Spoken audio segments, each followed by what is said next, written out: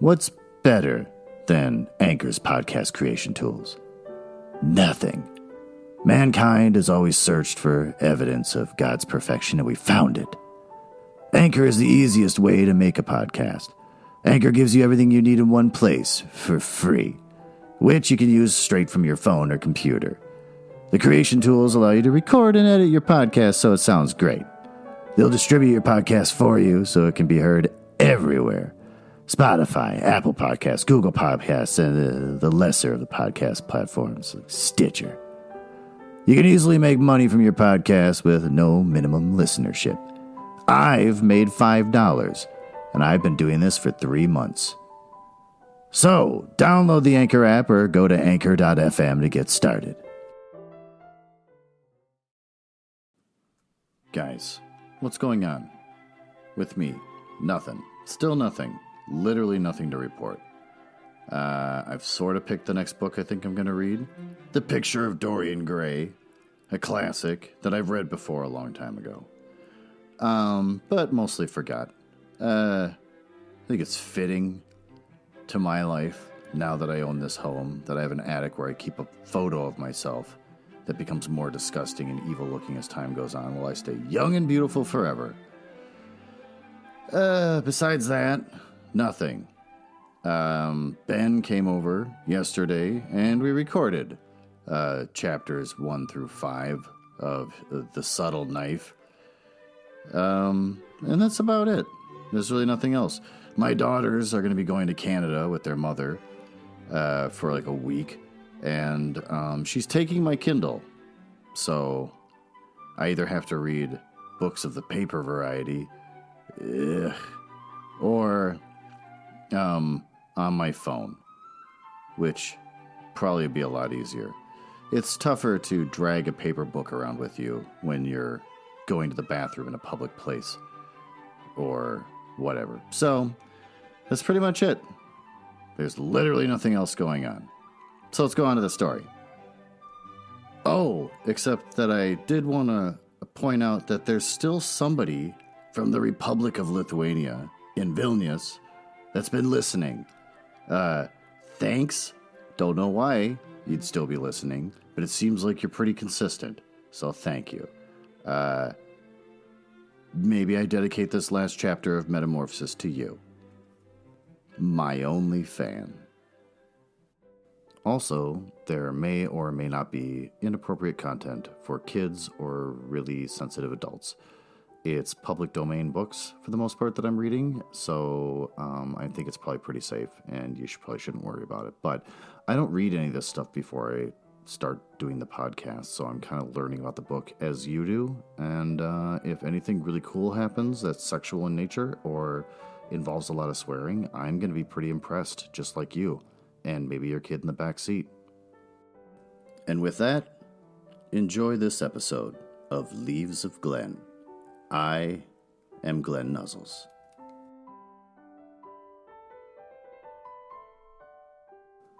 So where did we leave off last time?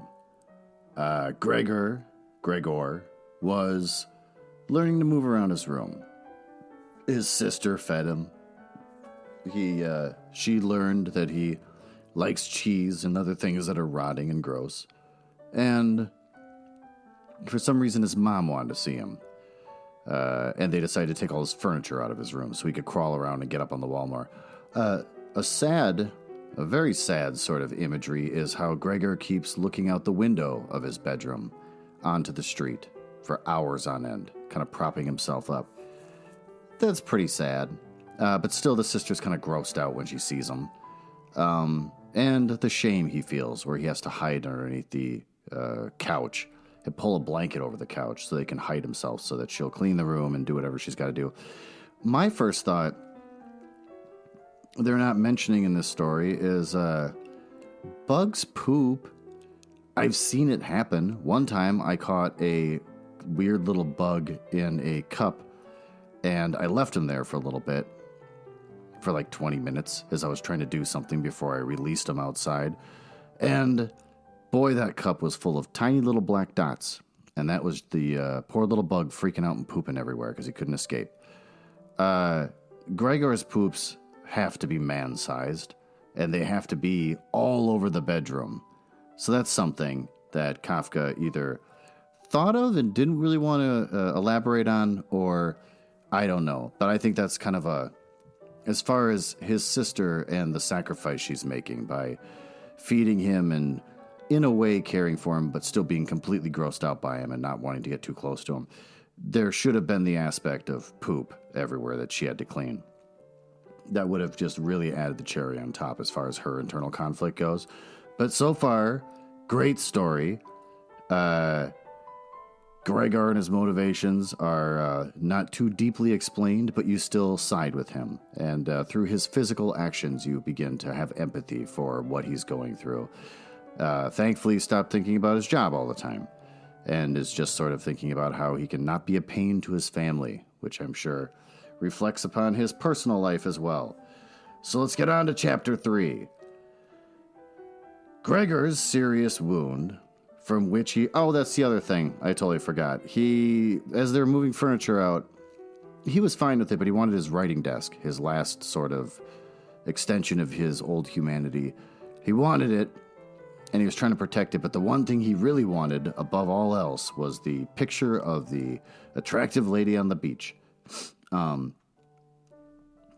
They were taking everything out, and he couldn't stop them, but he climbed up on the wall and covered up that picture, and it felt good on his soft belly. So there's probably an angle there, symbolically, that he was going for, but that was the final straw. That freaked everybody out, scared the mom. Mom tipped over and passed out and whatever, and the dad got angry. He works, he's got a job finally, lazy son of a gun. They even talked about how he barely ever got out of bed and stuff, but now that Gregor couldn't pay off his debts, his dad's and mom's debts or whatever, the dad finally got up and was useful for once in his life. So there's a person you can dislike in the story. He starts throwing apples at Gregor, trying to get Gregor back in his room. And because he escaped, he scooched out into like the hallway or the sister's room or whatever. And so, yep, throwing apples, and one of them gets lodged in his back or whatever. So that's where we left off, as Gregor has been shunned and abused by his father.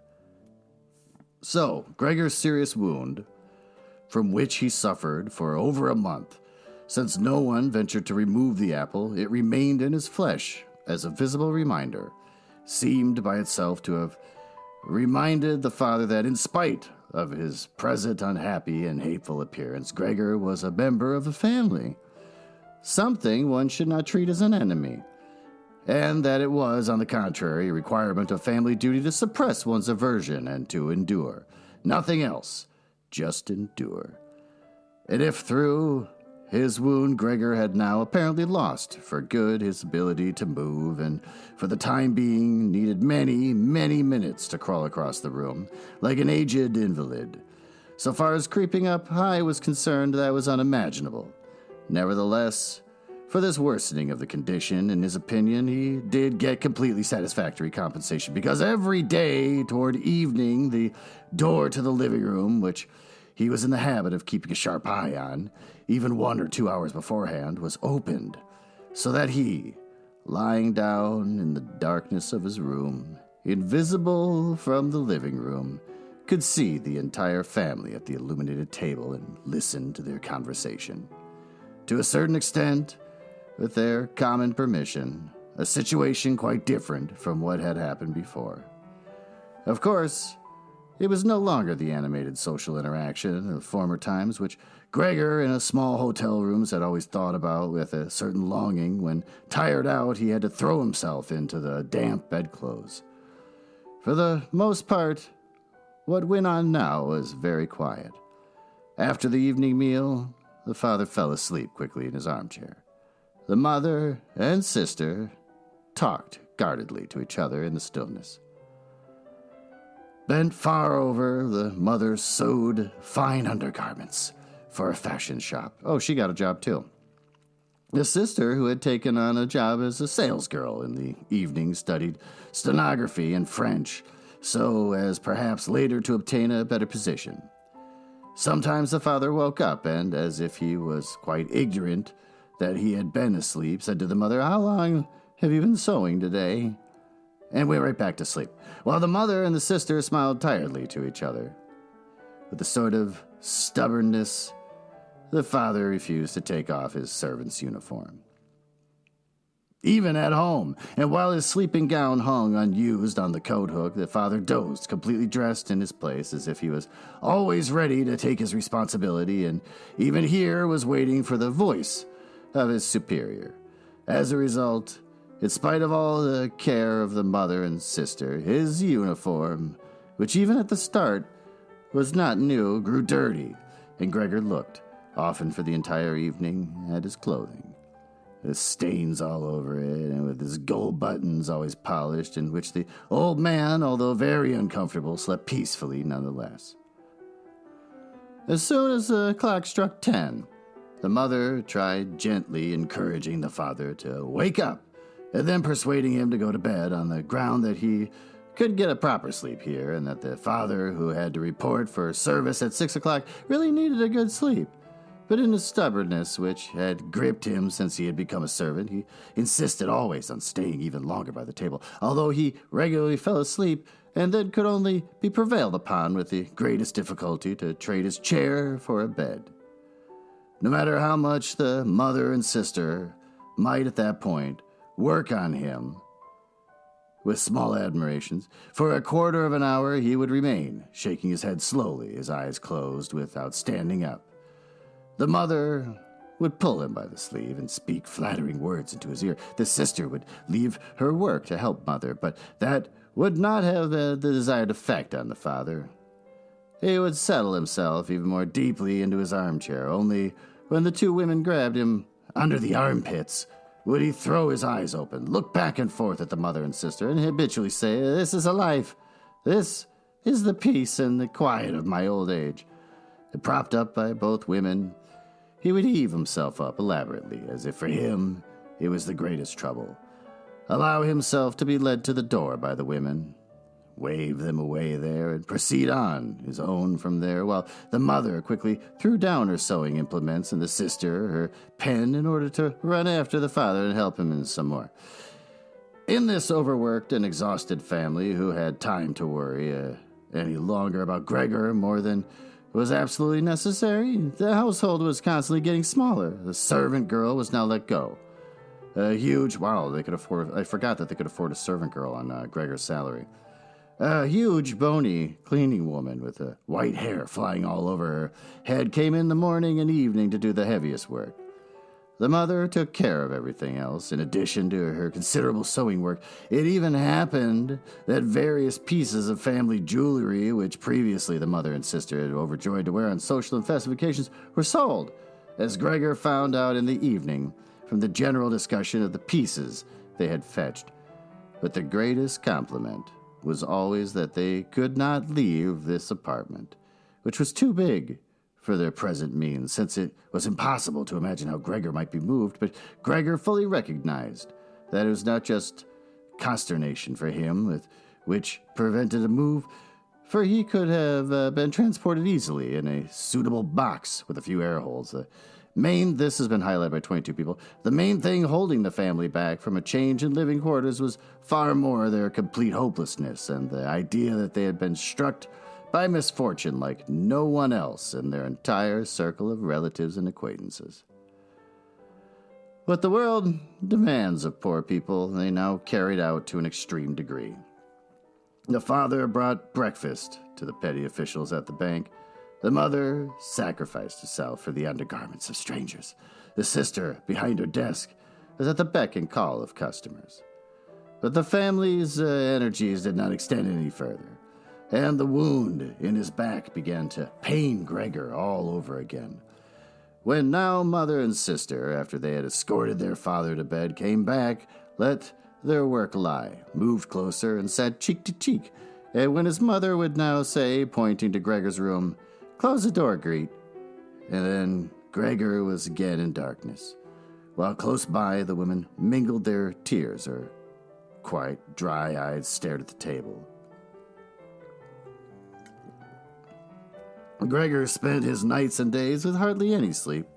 Sometimes he thought that the next time the door opened, he would just take over the family arrangements just as he had earlier, In his imagination appeared again after a long time his employer and supervisor and the apprentices, an excessively spineless custodian, 2 or 3 friends and from other businesses, a chambermaid from a hotel in the provinces, a loving, fleeting memory, a female cashier from the hat shop, whom he had seriously but too slowly courted. They all appeared, mixed in with strangers or people he had already forgotten, but instead of helping him and his family, they were all unapproachable, and he was happy to see them disappear. But when he was in no mood to worry about his family, he was filled with sheer anger over the wretched care he was getting. Even though he couldn't imagine anything which he might have an appetite for, still, he made plans about how he could take from the larder what he at all account deserved, even if he wasn't hungry. Without thinking any more about how they might be able to give Gregor special pleasure, the sister now kicked some food or other very quickly into his room in the morning and at noon, before she ran off to her shop, and in the evening, quite indifferent to whether the food had perhaps only been tasted or what happened more frequently, remained entirely undisturbed. She whisked it out with one sweep of her broom. The task of cleaning his room, which she now always carried out in the evening, could not be done any more quickly. Streaks of dirt ran along the walls. Here and there lay tangles of dust and garbage. At first, when his sister arrived, Gregor positioned himself in a particularly filthy corner in order, with his posture, to make something of a protest. But he could have well stayed there for weeks without his sister changing her ways. In fact, she perceived the dirt as much as he did. But she decided just to let it stay. In this business, with a touchiness which is quite new to her and which had generally taken over the entire family, she kept watch to see that the cleaning of Gregor's room remained reserved for her. Once his mother had undertaken a major cleaning of Gregor's room, which she had only completed successfully after using a few buckets of water, but the extensive dampness made Gregor sick and lay supine, embittered and immobile on the couch.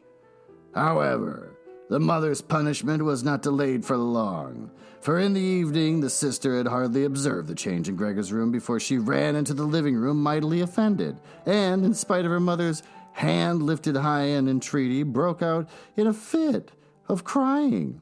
Her parents and father had, of course, woken up with a start in his armchair. At first, looked at her in astonished and helpless, until they started to get agitated. Turning to his right, the father heaped reproaches on the mother that she was not to take over the cleaning of Gregor's room from the sister, and turning to his left, he shouted at the sister that she would no longer be allowed to clean Gregor's room ever again. While the mother tried to pull the father, beside himself in his excitement, into the bedroom, the sister, shaken by her crying fit, pounded on the table with her tiny little fists. And Gregor hissed at all this, angry that no one thought about shutting the door and sparing him the sight of this commotion.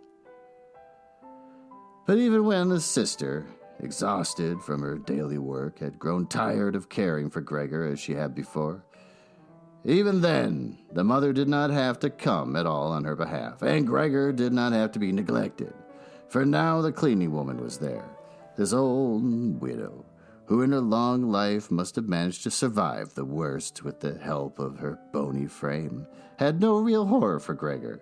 Without being in the least curious, she had, by chance, opened Gregor's door. At the sight of Gregor, who, totally surprised, began to scamper here and there, although no one was chasing him, she remained standing with her hands folded across her stomach, staring at him.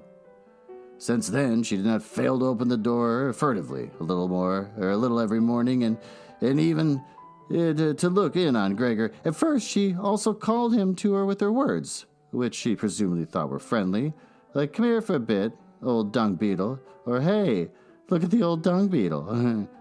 Addressed in such a manner, Gregor answered nothing, but remained motionless in his place, as if the door had not opened at all. If only, instead of allowing this cleaning woman to disturb him uselessly whenever she felt like it, they had given her orders to clean up his room every day! One day, in the early morning, a hard downpour, perhaps already a sign of the coming spring, struck the window panes. When the cleaning woman started up once again with her usual conversation, Gregor was so bitter that he turned toward her as if for an attack, although slowly and weakly. Instead of being afraid of him, the cleaning woman merely lifted up a chair, standing close by the door, and as she stood there with her mouth wide open, her intention was clear. She would close her mouth only when the chair in her hand had been thrown down on Gregor's back. "This goes no further, all right?" she asked, as Gregor turned himself around again, and she placed the chair calmly back in the corner. Gregor ate hardly anything anymore.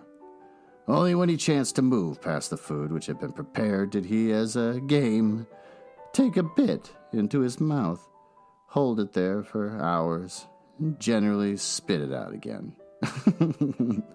At first he thought it might be his sadness over the condition of his room which kept him from eating, but he very soon became reconciled to the alterations in his room. People had grown accustomed to put into storage in his room things that they couldn't put anywhere else, and at this point there were many such things now that they had rented one room of the apartment to 3 lodgers. These solemn gentlemen, all 3 had full beards, as Gregor once found out through a crack in the door, were meticulously intent on tidiness, not only in their own room, but since they had now rented a room here in the entire household, and particularly in the kitchen, they simply did not tolerate any useless or shoddy stuff.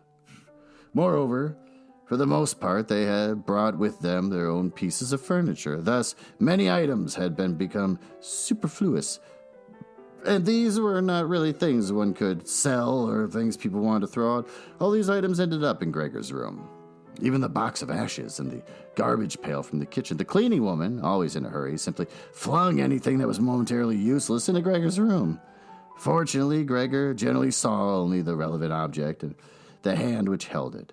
The cleaning woman, perhaps, was intending, when time and opportunity allowed, to take the stuff out again, or to throw everything all out at once. But in fact, the things remained lying there, wherever they had ended up at the first throw, unless Gregor squirmed his way through the accumulation of junk and moved it.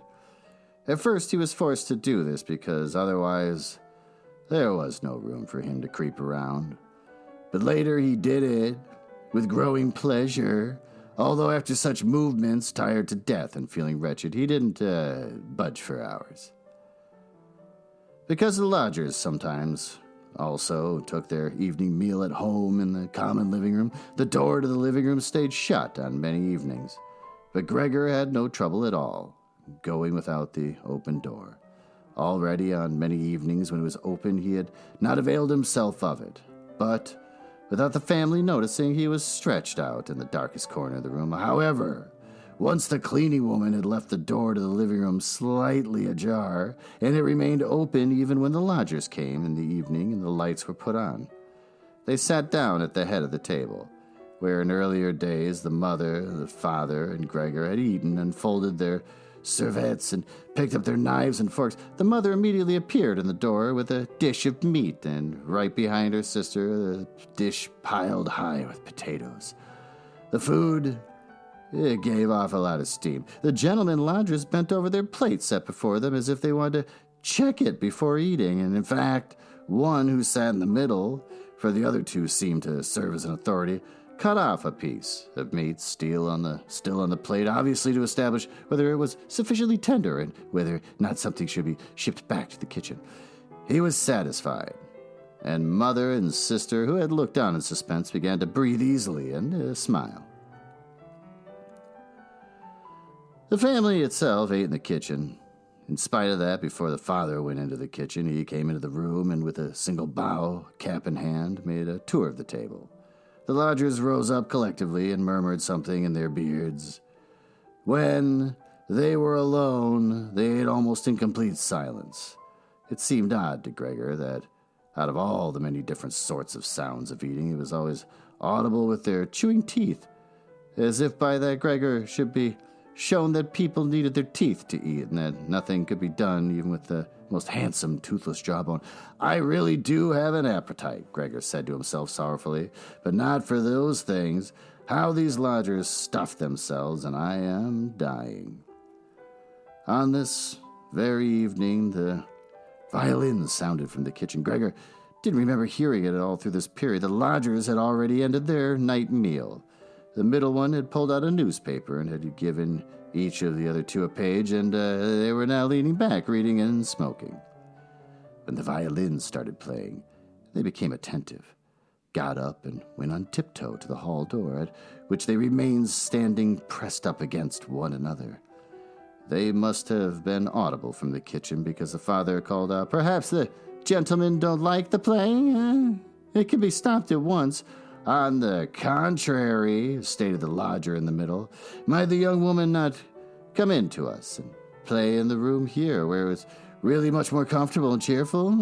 "Oh, thank you," cried out the father, as if he were the one playing the violin. The men stepped back into the room and waited.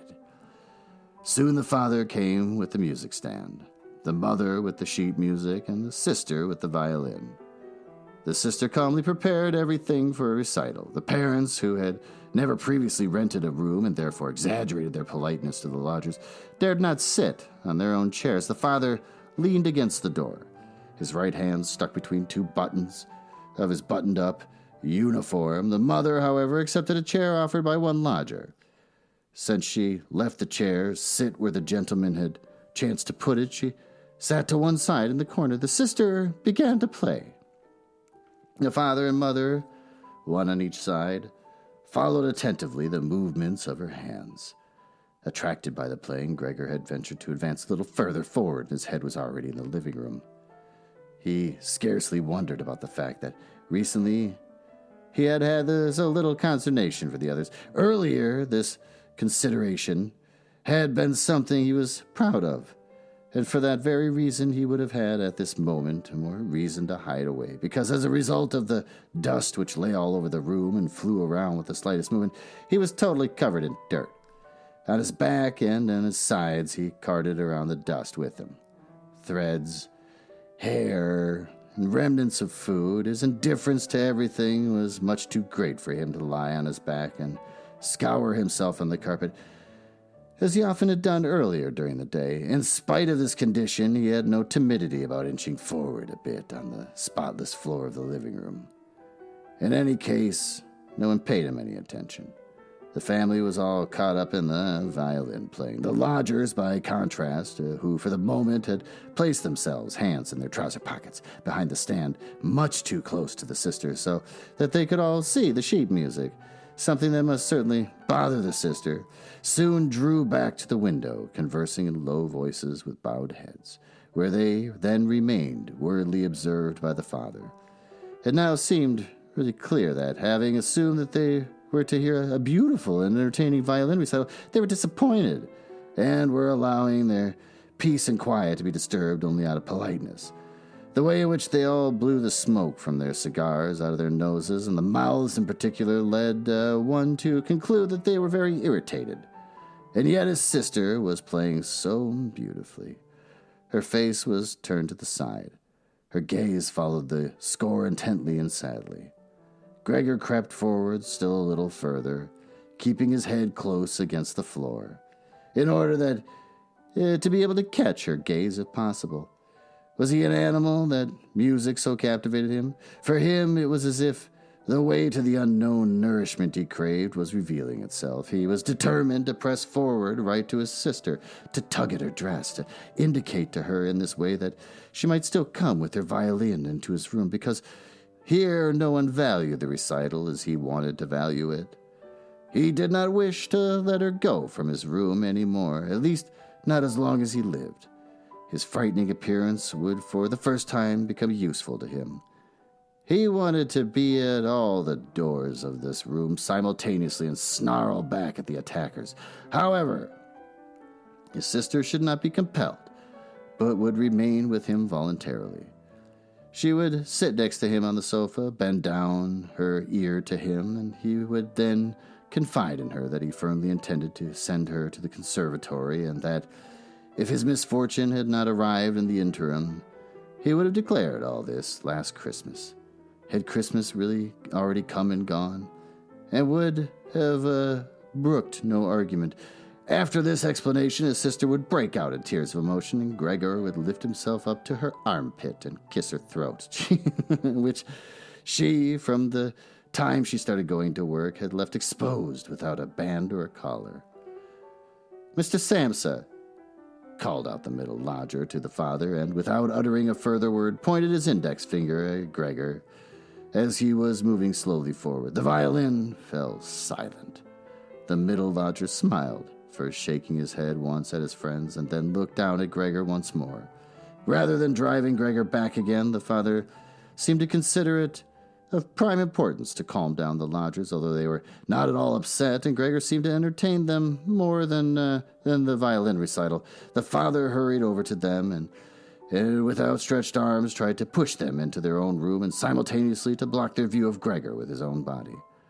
At this point, they became really somewhat irritated, although no one knew longer whether that was because of the father's behavior or because of the knowledge that they had just acquired that they had, without knowing it, a neighbor like Gregor. They demanded explanations from the father, raised their arms to make points, and tugged agitatedly at their beards, and moved back toward the room quite slowly.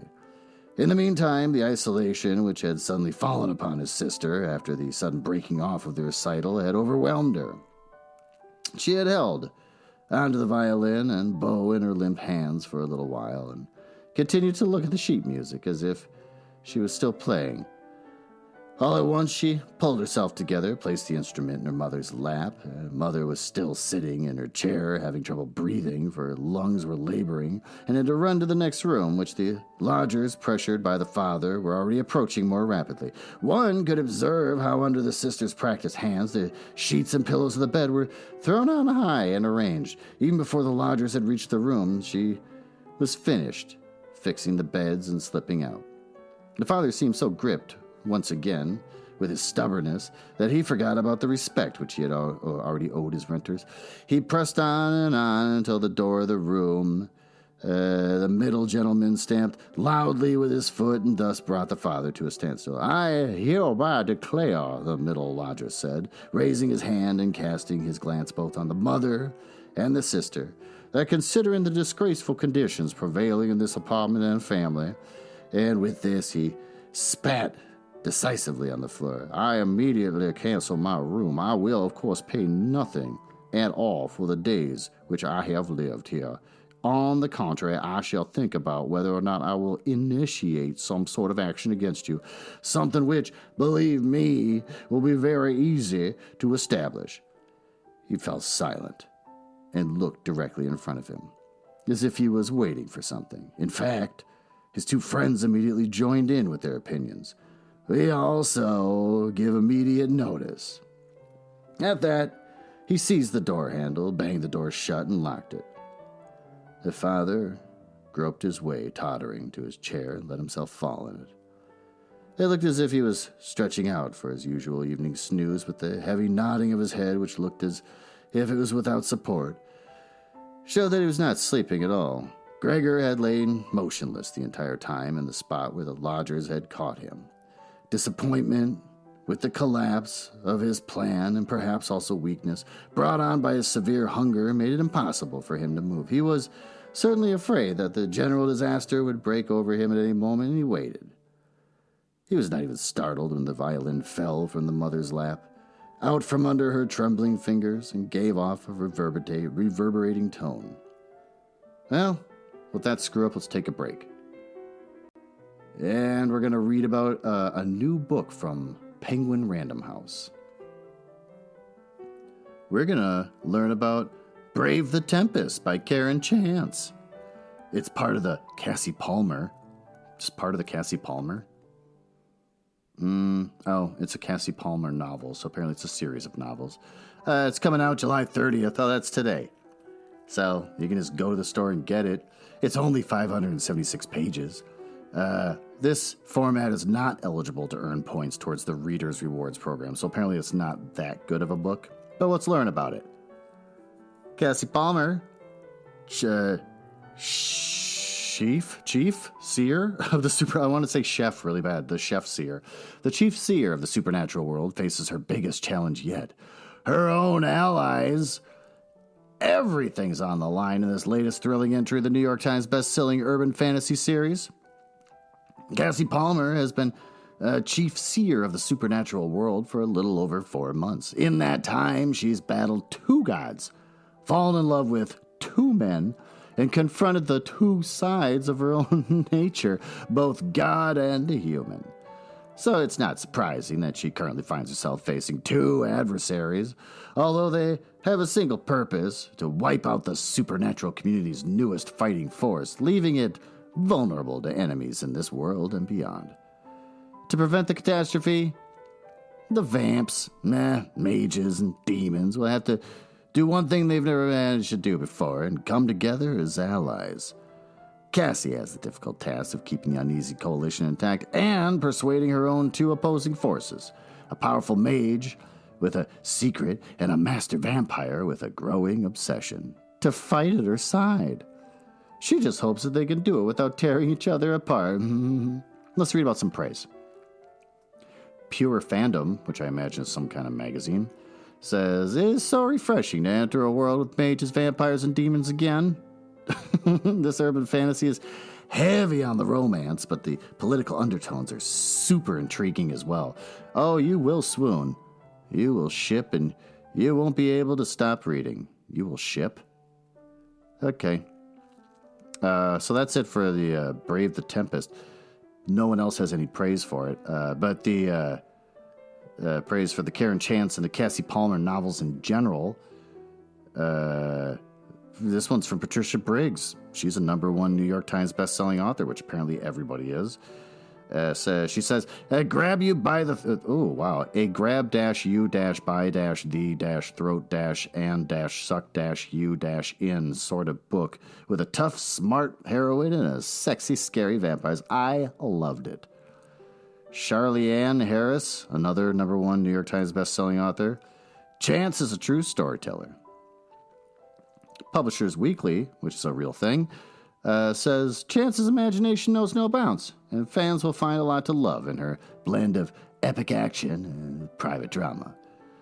Fresh Fiction says another fast-paced, action-packed adventure for Cassie and her friends, and fans will find both surprises and thrills in this paranormal story.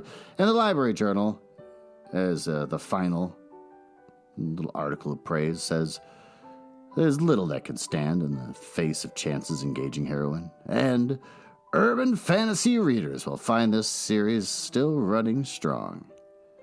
So there you go. Be sure to go to the store and get Brave the Tempest by Karen Chance. It's got a sultry, blonde-haired woman on the cover with a lot of lightning behind her to show that she is very important. Let's continue reading. "My dear parents," said the sister, banging her head on the table by way of an introduction. Her hand. I thought it said head. "Things cannot go on any longer in this way. Maybe if you don't understand that, well, I do." 18 people highlighted. "I will not utter my brother's name in front of this monster, and thus I say only that we must try to get rid of it. We have tried what is humanely possible to take care of it and be patient. I believe that no one can criticize us in the slightest." "She is right in 1,000 ways," said the father to himself. The mother, who was still incapable of breathing properly, began to cough numbly with her hand held up over her mouth and a maniac expression in her eyes. The sister hurried over to her mother and held her forehead. The sister's words seemed to have led the father to certain reflections. He sat upright, played with his uniform hat among the plates, which still lay on the table from the lodger's evening meal, and looked now and then at the motionless Gregor. "We must try to get rid of it," the sister now said decisively to the father, for the mother, in her coughing fit, was not listening to anything. "It is killing you both. I see it coming. When people have to work as hard as we all do, they cannot also tolerate this endless torment at home. I just can't go on anymore." And she broke out at such a crying fit that her tears flowed out down onto her mother's face. She wiped them off, her mother, with mechanical motions of her hands. "Child," said the father sympathetically, with obvious appreciation, "then what should we do?" The sister only shrugged her shoulders as a sign of perplexity, which, in contrast to her previous confidence, had come over her while she was crying. "If only he understood us," said the father in a semi-questioning tone. The sister, in the midst of her sobbing, shook her hand energetically as a sign that there was no point thinking of that. "If only he understood us," repeated the father, and by shutting his eyes, he absorbed the sister's conviction of the impossibility of this point. Then perhaps some compromise would be possible with him. "But as it is, it must be gotten rid of," cried the sister. "That is the only way, father. You must try to get rid of the idea that this is Gregor. The fact that we have believed for so long, that is truly our real misfortune. But how can it be Gregor? If it were Gregor, he would have long ago realized that a communal life among human beings is not possible with such an animal. It would have gone away voluntarily. Then we would not have a brother, and we'd go on living and honor his memory. But this animal plagues us. It drives away the lodgers. It'll obviously take over the entire apartment and leave us to spend the night in the alley. Look, just look, father," she suddenly cried out. "He's already starting up again." With a fright, which is totally incomprehensible to Gregor, the sister even left the mother, pushed herself away from the chair as if she would sooner sacrifice her mother than to remain in Gregor's vicinity, and rushed behind the father who, excited merely by her behavior, also stood up and half raised his arms in front of the sister as though to protect her. But Gregor did not have any notion of wishing to create problems for anyone, and certainly not for his sister. He had just started to turn himself around in order to creep back into the room. Quite a startling sight, since as a result of his suffering condition, he had to guide himself through the difficulty of turning around with his head. In the process, lifting and banging it against the floor several times, he paused and looked around. His good intentions seemed to have been recognized. The fright, which had lasted only for a moment, now they looked at him in silence and sorrow. His mother lay in her chair, with her legs stretched out and pressed together. Her eyes were almost shut from weariness. The father and sister sat next to one another. The sister had set her hands around the father's neck. "Now, perhaps I can actually turn myself around," thought Gregor, and he began the task again. He couldn't stop puffing at the effort and had to rest now and then. Besides, no one was urging him on. It was all left up to him on his own. When he had completed turning around, he immediately began to wander straight back. He was astonished at the great distance which separated him from his room and did not understand in the least how his weakness he had covered the same distance such a short time before, almost without noticing it. Constantly intent only on creeping along quickly, he hardly paid any attention to the fact that no word or cry from his family interrupted him. Only when he was already in the door did he turn his head. Not completely, because he felt his neck growing stiff. At any rate, he still saw that behind him nothing had changed, only the sister was standing up. His last glimpse brushed over the mother, who was now completely asleep. Hardly was he inside his room when the door was pushed shut very quickly, bolted fast and barred. Gregor was startled by the sudden commotion behind him, so much so that his little limbs bent double under him. It was his sister who had been in such a hurry. She had stood up right away and waited, and had then sprung forward nimbly. Gregor had not heard anything of her approach. She cried out finally to her parents as she turned the key in the lock. What now? Gregor asked himself and looked around him in the darkness. He soon made the discovery that he could no longer move at all. He was not surprised at that. On the contrary, it struck him unnatural that up to this point he had really been able to up and move around with these thin little legs. Besides, he felt relatively content. True, he had pains throughout his entire body, but it seemed to him that they were gradually becoming weaker and weaker and could finally go away completely. The rotten apple in his back and the inflamed surrounding area, entirely covered with white dust, he hardly noticed. 12 people highlighted. He remembered his family with deep feelings of love. In this business, his own thought that he had to disappear was, if possible, even more decisive than his sister's. He remained in this state of empty and peaceful reflection until the tower clock struck 3 o'clock in the morning. From the window, he witnessed the beginning of the general dawning outside. Then, without willing it, his head sank all the way down, and from his nostrils flowed out weakly his last breath. Early in the morning, and cleaning woman came. In her sheer energy and haste, she banged all the doors in precisely the way that people have always asked her to avoid, so much so that once she arrived, a quiet sleep was no longer possible anywhere in the entire apartment. In her customarily brief visit to Gregor, at first she found nothing special. She thought he lay so immobile there because he wanted to play the offended party. She gave him credit for as complete as an understanding as possible. Since she happened to be holding the long broom in her hand, she tried to tickle Gregor with it from the door. When that was quite unsuccessful, she became irritated and poked Gregor a little. And only when she had shoved him from his place without any resistance did she become attentive. When she quickly realized the true state of affairs, her eyes grew large. She whistled to herself. However, she didn't restrain herself for long. She pulled open the door of the bedroom and yelled in a loud voice into the darkness, "Come and look! It's kicked the bucket. It's lying there, totally snuffed." The Samsa, married couple, sat upright in their marriage bed and had to get over their fright at the cleaning woman before they managed to grasp her message. But then Mr. and Mrs. Samsa climbed very quickly out of bed, one on either side.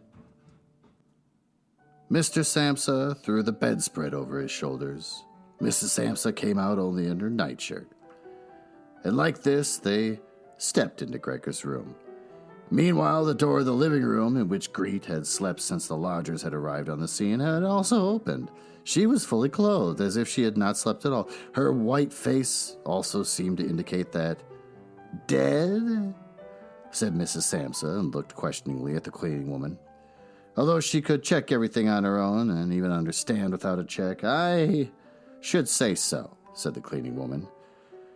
And, by way of proof, poked Gregor's body with the broom and a considerable distance more to the side. Mrs. Samsa made a movement as if she wished to restrain the broom, but didn't do it.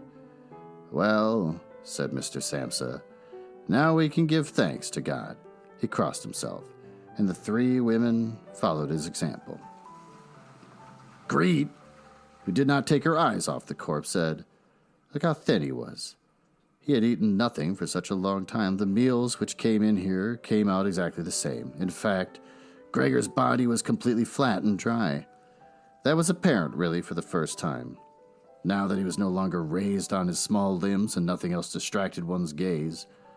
Greet, come in to us for a moment," said Mrs. Samsa with a melancholy smile. And Greet went, not without looking back at the corpse. Behind her appearance into the bedroom, the cleaning woman shut the door and opened the window wide. In spite of the early morning, the fresh air was partly tinged with warmth. It was already the end of March. The three lodgers stepped out of their room and looked around for their breakfast, astonished that they had been forgotten. "Where is the breakfast?" asked the middle one of the gentlemen grumpily to the cleaning woman. However, she laid her finger to her lips and said quickly and silently indicated to the lodgers that they should come into Gregor's room. So they came and stood in the room, which was already quite bright, around Gregor's corpse, their hands in the pockets of their somewhat torn jackets. Then the door of the bedroom opened, and Mr. Samsa appeared in his uniform, with his wife on one arm and his daughter on the other. All were a little tear-stained. Now and then, Greet pressed her face into her father's arm. "Get out of my apartment immediately," said Mr. Samsa, and pulled open the door. Without letting go of the woman, "What do you mean?" said the middle lodger, somewhat dismayed and with a sugary smile. The two others kept their hands behind them and constantly rubbed them against each other as if in joyful anticipation of a great squabble, which must end up in their favor. "I mean exactly what I say," replied Mr. Samsa, and went directly to the two female companions up to the lodger. The latter at first stood there, motionless, and looked at the floor as if matters were arranging themselves in a new way in his head. "All right, then, we'll go," he said, and looked up at Mr. Samsa as if suddenly overcome by humility. He was asking fresh permission for the decision. Mr. Samsa merely nodded to him repeatedly with his eyes open wide. Following that, the lodger actually went out with long strides immediately out into the hall. His two friends had already been listening for a while with their hands quite still, and now they hopped smartly after him. as if afraid that Mr. Samsa would step into the hall ahead of them and disturb their reunion with their leader. In the hall, all three of them took their hats from the coat rack and pulled their canes from the cane holder, bowed silently, and left the apartment. In what turned out to be an entirely groundless mistrust, Mr. Samsa stepped with the two women out into the landing, leaned against the railing, and looked over as the three lodgers slowly but steadily made their way down the long staircase, disappeared on each floor with a certain turn of the stairwell, and in a few seconds came out again. The deeper they proceeded, the more Samsa family lost interest in them. And when a butcher with a tray on his head came to meet them, and then, with a proud bearing, ascended the stairs high above them, Mr. Samsa, together with the women, left the banister, and they all returned, as if relieved, back to their apartment. They decided to pass that day resting and going for a stroll. Not only had they earned this break from work, but there was no question that they really needed it. And so they sat down at the table and wrote 3 letters of apology. Mr. Samsa to his supervisor, Miss Samsa to her client, and Greet to her proprietor. During the writing, the cleaning woman came in to say that she was going off, for her morning work was finished. The 3 people writing at first merely nodded without glancing up. Only when the cleaning woman was still unwilling to depart did they look up angrily. "Well?" asked Mr. Samsa. The cleaning woman stood smiling in the doorway, as if she had a great stroke of luck to report to the family, but would only do it if she was asked directly. The almost upright small ostrich feather in her hat, which had irritated Mr. Samsa during the entire service, swayed slightly in all directions. "All right, then, what do you really want?" asked Mrs. Samsa, whom the cleaning lady still usually respected. "Well," answered the cleaning woman, smiling so happily that she couldn't go on speaking right away, "how about that rubbish from the next room? Should be thrown out. You mustn't worry about it. It's all taken care of." Mrs. Samsa and Greet bent down to their letters, as though they wanted to go on writing. Mr. Samsa, who noticed that the cleaning woman wanted to start describing everything in detail, decisively prevented her with an outstretched hand. But since she was not allowed to explain, she remembered the great hurry she was in and called out clearly insulted, "Bye-bye, everyone," turned around furiously and left the apartment with a fearful slamming of the door. "This evening, she'll be let go," said Mr. Samsa. But he got no answer from either his wife or from his daughter, because the cleaning woman seemed to have upset once again the tranquility they had just attained. They got up, went to the window, and remained there with their arms about each other. Mr. Samsa turned around in his chair in their direction and observed them quietly for a while. Then he called out, "All right, come here then. Let's finally get rid of old things. And have a little consideration for me." The woman attuned to him at once. They rushed to him, caressed him, and quickly ended their letters. When all 3 left the apartment together, something they had not done for months now, and took the electric tram into the open air outside the city. The car in which they were sitting by themselves was totally engulfed in the warm sun. Leaning back comfortably in their seats, they talked to each other about their future prospects and discovered that, on closer observation, these were not all bad. For the 3 of them had employment, about which they had not really questioned each other at all, which was extremely favorable and especially promising prospects. The greatest improvement in their situation at this moment, of course, had to come from a change of dwelling. Now they wanted to rent an apartment smaller and cheaper, but better situated and generally more practical than the present one, which Gregor had found. While they amused themselves in this way, it struck Mr. and Mrs. Samsa almost at the same moment how their daughter, who was getting more animated all the time, had blossomed recently, in spite of all the troubles which had made her cheeks pale, into a beautiful and voluptuous young woman. Growing more silent and almost unconsciously understanding each other in their glances, they thought that the time was now at hand to seek out a good, honest man for her. 12 people highlighted, and it was something of a confirmation of their new dreams and good intentions, when at the end of their journey their daughter got up first and stretched her young body. And that's it. That was The Metamorphosis by Franz Kafka. What can we glean from this story? A man wakes up as a bug. He spends most of his time worrying about human things, then eventually accepts his fate, and spends a small amount of time getting used to being a bug, before he is crippled by his father's rage. Then, the family finally reaches its limits as they try to conduct a life without his sweet, sweet money. And then basically want him dead. And then he realizes he should be dead, so then he dies. Only after, a moment where he feels love for his sister again, especially through her performance of playing the violin, which brings him out against all fears to be close to her and to hear it. It's a sad story. What does it represent? I have no idea.